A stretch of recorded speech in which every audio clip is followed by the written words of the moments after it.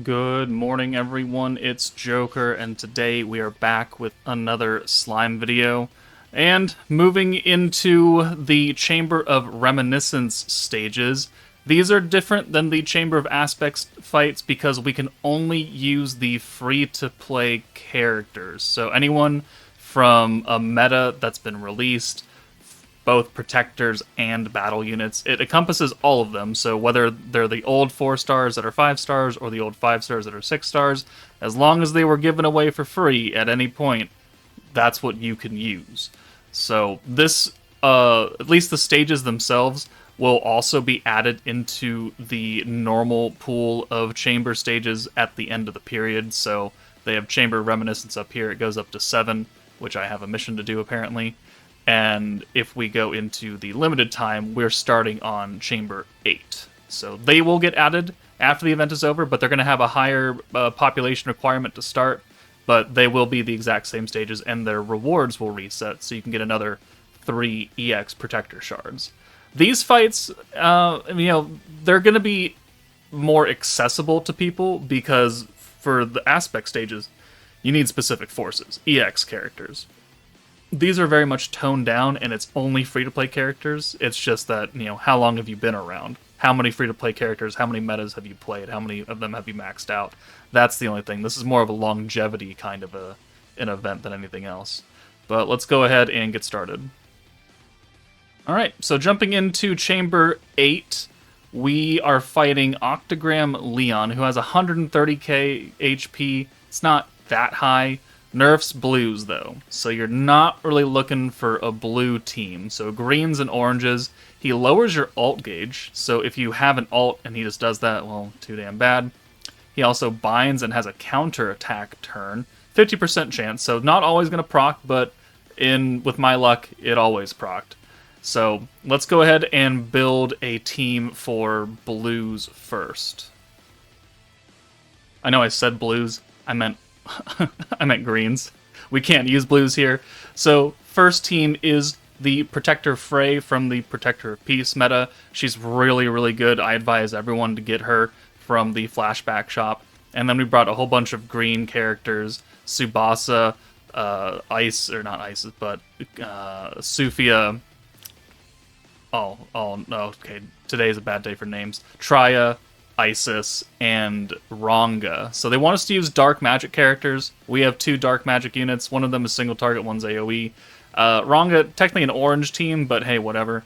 As long as we got orb changers. Isis is the green buff and blues. Traya and Tsubasa have the special converts, and then Sufia can convert the oranges. So it's a pretty well-rounded team. This isn't like a big buff team, though. Like, almost none of the characters have big time buffs except for Divine General Gazel, and I don't think I use him until the 3rd stage, and I don't even use his buff. I kind of forgot he had a buff, actually. Actually, we could have used that on that video. Oh well. Hindsight's 2020. Turn 1, it's okay. We can work with it. We'll bring Isis in for Sufia since she's got the 5 orbs there. We don't have any starting protection gauge because we can't use the big 3 at all. Like, couldn't even do it if we wanted to. They're not allowed. But you can see that we're doing a good chunk of damage to him already without doing any real work. So, turn 2, yeah, we can't really convert that either. But, I mean, I wanted to send the Ranga orbs, but this is just easier. So we do have enough points that we can do this. So the Traya self-convert and then the Isis convert. We have no actual orbs for fire units, so I'm not sure if that was the best idea, or if we should have just sent the Ranga orbs and prayed that turn 3 would have looked a little nicer. Oh well. We have 100 points, though. We got enough to do some things. If you want to use Vengeance here, I think you can. But here, we can bring Ranga back in. We could orb change. Isis got locked in, and this is his 50% chance to counter turn, so we will orb change, boom, and then we will orb change with Tsubasa, and then we will use the green buff, and then we'll enamor him for funsies onesies, a little bit extra ult gauge, and then we can bring in Ranga for Sufia and get a lot of orbs for him. But 50% chance to counter every single one of these orbs, and 1 and 2 and 3 and 4 And 5 and 6. Alright, so... Okay, so we hit 4 out of 6 counters. Kind of unfortunate. 50%, you know, statistically. We should have only had 3 of those. Yeah, fuck yourself. Alright, well, here is a pretty good hand. Let's do the Sufia orb change. Let's go ahead and reset with Frey, because it's a little bit expensive. That's what makes her so good as a free-to-play character. She has a reset, and then we could use the orb change. The Ranga Pierce power buff doesn't mean anything, because we have no one giving us Pierce. And be hard-pressed to do that unless we brought one of some other protector that wouldn't be as efficient, at least with this team build, right? But we do bring an orange team in the next video. So, turn 4, he's almost dead, and we have a bunch of Ranga orbs. But there you go, he deleted my ult from Sufia, which actually was kind enough to give me 5 Ranga orbs. So, I think we just send it. And Leon, I think, dies. So 1, 2, 3, 4, 5, but we gotta flip those orbs around so we don't send the 5th one on a nerfed orb. Could we orb change that? Like, maybe. Do we need to, though? No. Because he's dead. So there you go. There's the first team taking on Leon in the Chamber of Reminiscence 8 using a green focus team. Now let's come back and that's my first clear of that. And now let's come back and use a different style of team.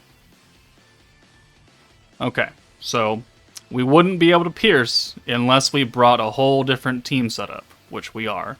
So we're going to use the Antagonist Izis free-to-play protector, changing all greens to oranges, and then giving us an 80% chance to pierce and 20 skill points, I think. So we've got the Cleash that came with her, special convert for oranges. Wielder of Magic Ranga can convert him and Cleash's orbs to oranges. Free-to-play light Mirren changes greens to oranges, which we don't really need, but we have the protector, but it's going to take a while to get the protector online. We've got Hero, who can give away oranges to our unit with the highest attack, which looks to be Benimaru, and he's our dark character, so he's our single target DPS. DPS with heavy quotations, right? He's not even magic, he's physical. But he does have like a defense down skill and a dark resistance skill. That might be Diablo, actually. I can't remember. But turn 1, it's not great. It's not great at all, making sure I know what she's doing. And we're just going to send... Oh no, we're going to quit. Okay, well, let's jump ahead. Oh, that's even better. That's even better. Alright, let's just burn the blues then. And we'll bring... Yeah, I mean, we don't have to, but we will, I guess. Okay, sure. 1, 2, 3, 4, 5. Ranga technically is still dark magic, so he technically does more damage than Benimaru, but hindsight's 20/20. That hand is a bit better. We can at least attempt to convert this, or we can just send the hero orbs. Like, we could use Mirren to convert those 2 greens to orange. We get 5, but it is what it is. This works out better, though. So Ranga gets locked in, not a big deal. He's kind of important anyways. And we have 2 oranges and 2 blues, but 2 Ranga orbs, neither of them are orange, so we can convert his orbs. So, we do this convert, which is only going to hit him and Cleash, and then here, we'll use Cleash's convert, and that hits everything else, because it's generic. So 1, 2, 3, 4, 5, 6, gets us access to Isis next turn, and then we can send... Okay, we're hitting the counters again. We didn't get countered nearly as much on this hand, or on this run, than we did the last run, right? Right? Oh, no, well, I think that was 3. Might have been 4. Oh, well. Whole bunch of blues, and we can't really convert around that, so I think we just send all these and burn out the hand, and then make sure that turn 5 looks a little bit better. Yeah, there we go. So, it is a different setup. It's not as busy, I guess, as the green team, with converting all over the place. It's just you're kind of waiting for a good hand to pop in, because oranges just don't give you a lot except ult. There's the delete the ult.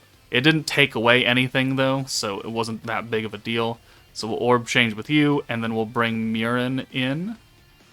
And then we'll also use the Pierce power, which only hits magic allies, so it's only him and Cleash. But actually, we don't have to do that because Isis will change that 1 green to an orange and give us the 80% chance to pierce. And this will do some hefty damage now. So 1, 2, 3, 4, 4, 5, 6,200. Okay, well, hefty being subjective. Subjective to the power level of the team. And we didn't even pierce on the 200%. Alright, we are taking damage, but we do have 2 ults now. And some orbs. Some orbs that I don't really want to deal with. But let's go ahead and send 1, 2, 3, 4, 5. And do we kill here? 19,000 damage. Ranga, 16,000. Can we finish him? Ooh, yes we can. Alright, so 6 turns in and we can clear Benimaru, this time using an orange-focused team. So that's what I got for you for Chamber of Reminiscence Stage 8. If you have another wildly different team setup that you use to clear this, please let me know in the comments. But that's it from me. Take it easy, and I'll see you all later.